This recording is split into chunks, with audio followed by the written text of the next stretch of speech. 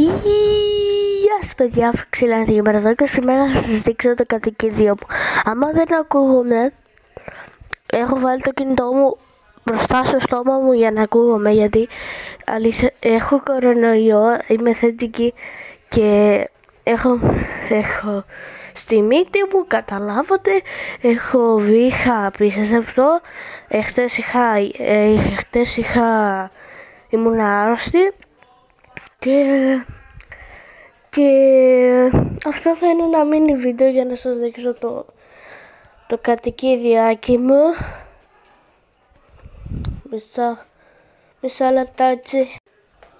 Ορίστε, να το, είναι η Ήρα, το μωράκι μου, το κορίτσι μου, η κοπέλα μου. Είναι κοκόνι ράτσα και είναι η πρώτη φωτογραφία ρεαλίστικη που σας δίνω. Λοιπόν, σήμερα όμως θέλω να κάνουμε vote, δηλαδή να ψηφίσουμε.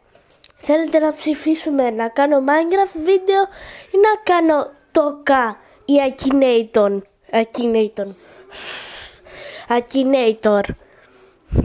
Εγώ θέλω πάρα πολύ να κάνω Akinator. Αλλά αφού θα κάνουμε vote, εσείς αποφασίζετε. Τέλος πάντων, δεν είναι τόσο γλυκούλη. Είναι πίπα. Είναι κουτσί. Νατσι. Κοιτάξτε το. Τέλος πάντων, μισό λεπτό. Άλλη μια φωτογραφία και το έχω μοντζορώσει έτσι, γιατί φαίνονται τα πλακάκια και το σκαμπό. Τα εξωσκαμπό δεν πειράζει, αλλά η μαμά μου είπε να μην δείχνω το σπίτι προφανώς, να δείχνω μόνο το Ρίτσι, την Ήρα. Ήρα τη λένε, οκ. Λοιπόν, πόσο στα 10 γλυκούλη και όμορφη της βάζετε ότι είναι.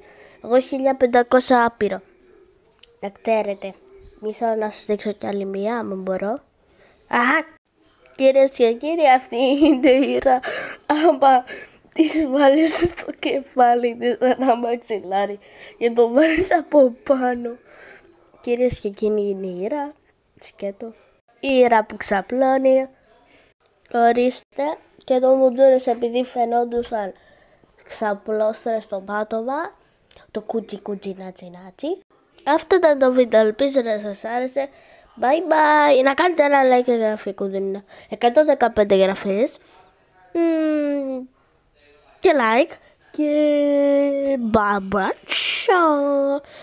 Και όπως είπαμε να κάνετε 100 εγγραφές για να πάρω το πακέτο. Μπαμπατσά.